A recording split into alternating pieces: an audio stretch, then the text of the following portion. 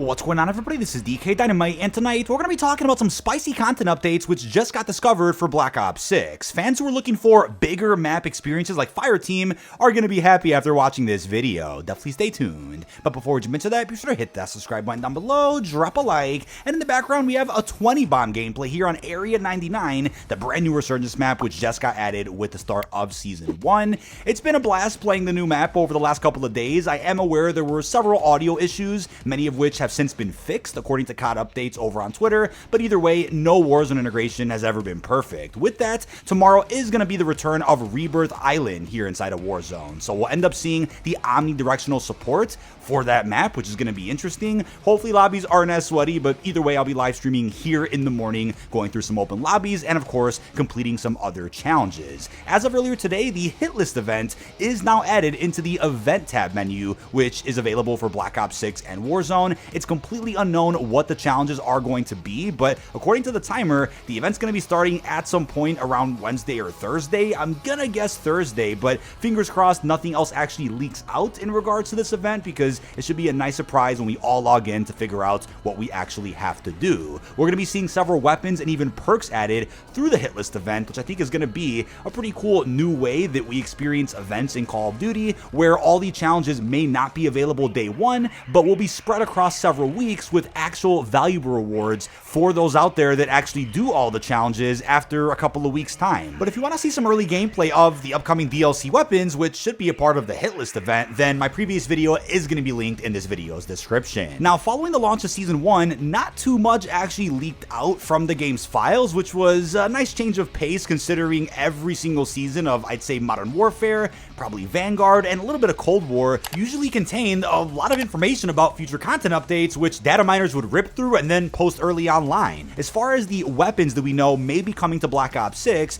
this is a dump that did pop up on Twitter a couple of weeks ago. People had assumed that this was our set of Season 1 weaponry. We have weapons like the SAR-80, which is an assault rifle, the FN marksman rifle, a 5.7 pistol, and the M72 launcher. There were even rumors of an R700 sniper and a KSG shotgun, although I do believe those weapons in particular may have been debunked. As far as the first four I mentioned though, those could have been planned for launch but got scrapped, or are being worked on for future seasons of Black Ops 6. Either way, like I always say, take rumors with a grain of salt. If any other weapons do get discovered, I'll be sure to follow up in a separate video. But some fun ones I want to mention are the Raygun Mark II, which is a returning wonder weapon that we haven't seen since, what, BO4? Could it be left over in the game's files? That's totally a possibility, but considering it hasn't been seen in several years, I'm gonna guess it's probably planned to be a universal wonder weapon for all upcoming round-based maps, and it won't be an exclusive one for a specific map or anything. But you can also see in the multiplayer map Vault, if you head inside this specific building, there's a car, which is a sniper that we've seen in quite a few Call of Duties now, but it came back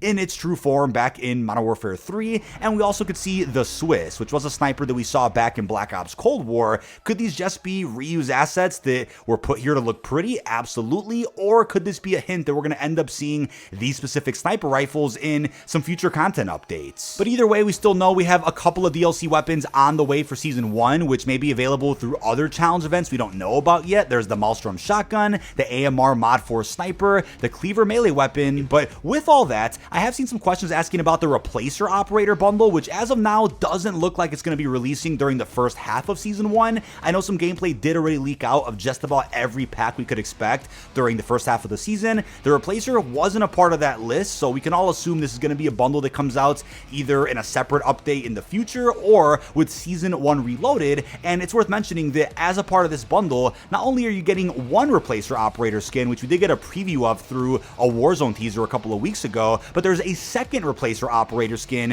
which will be rewarded to fans who purchase this bundle after buying Black Cell. So the thing is, if you buy this bundle then you get Black Cell, for whatever reason you're not going to get the Replacer Operator skin. Hopefully they change that, because that sounds like recipe for a bit of a disaster online if people just become confused about that. But you're also going to be getting your hands on animated blueprints for the AS Val and the PU-21, as well as an animated calling card, emblem, finishing move, and a vehicular weapon charm. But as of now, every bundle from the last couple of years, ranging all the way back from Modern Warfare 19, is available to view over on the detonated stockpile, while we're also going to be adding Black Ops 6 bundles to this page as we do begin to get additional previews of every upcoming bundle. Now, as far as game modes go for Black Ops 6, there's some good news here for those out there that were a bit upset that the launch window of BO6 only offered around small to medium-sized maps, a couple of large spaces, but nothing that supported a game mode outside of 6v6. There was no 10v10, combined arms, or Fireteam. Funny enough, Semtex leaks over on Twitter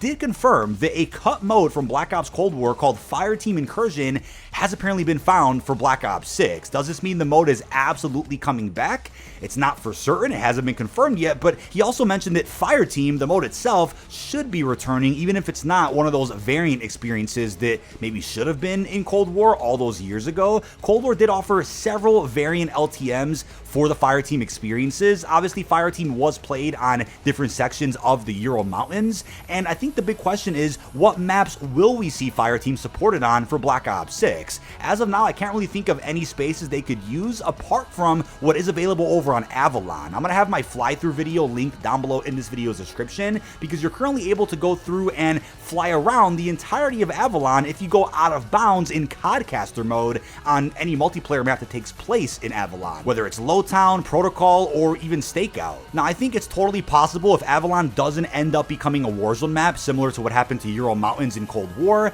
then they maybe just cut up pieces that are finished and use those experiences for Fireteam or a combined arms like Ground War mode that could end up being added into Black Ops 6. I also wouldn't be opposed to seeing parts of Area 99 maybe turn into a Fireteam experience for multiplayer. You can argue that's just quote-unquote reusing too many assets, but I actually like the map and the way it's laid out, so I wouldn't mind if they cut some sections out just for MP. The fact that 10v10 was available in multiplayer for like a week or two, that also gives me hope that whatever big mode we end up getting is going to support bigger team sizes for the multiplayer. Now, Ground War and Invasion didn't really get much support towards the later part of Modern Warfare 2 cycle, and didn't really get any support for the post-launch of Modern Warfare 3 either, and I wonder why that was the case. Did the player count really drop off for those bigger modes? Were people not really jumping into those modes enough to grind some of their long shots or camos? Or did resources have to go more into 6v6 or just a select amount of experiences because of maybe limited time, or the possibility that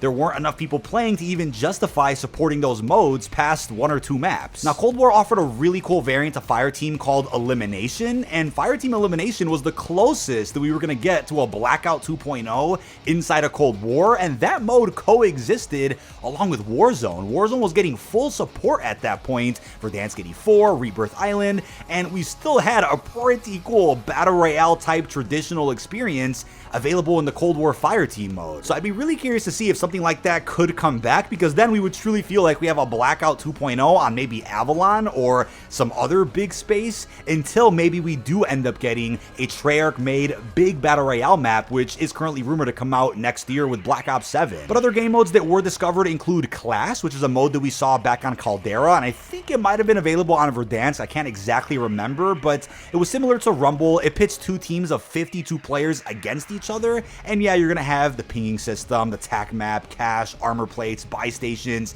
events, and contracts. That's if the mode does work similarly to what we saw a few years ago. But other game modes that were discovered include Hijack, More Battles, Rogue Rounds, Sugar Rush, Tag Trap, and even War Games. It's unclear if those modes are for multiplayer or are they for Warzone. That's a big question mark as of right now. But yes, fingers are crossed for gunfight tournaments to also get added into BO6, as we saw with Cold War, which could allow players to earn free blueprints, maybe even some other cosmetics. But to round out this video, a bit of an update from data miner Reality UK over on Twitter. He's claiming that these zombie modes are still in the files for Black Ops 6. We have Jingle Hells, Turned, Grief, Classic mode, not sure what that could be at this point, and then Nap. Don't think Nap is anything real significant compared to the other modes listed here, especially because something like Grief and Turned haven't been in zombies since what, BO2, so those can't possibly be leftover assets from a game over a decade ago. But hey, I'm not a dev or an engineer to know exactly what's going on there. Either way, that is about it. This has been dkdynamite. Leave our thoughts down below in the comment section.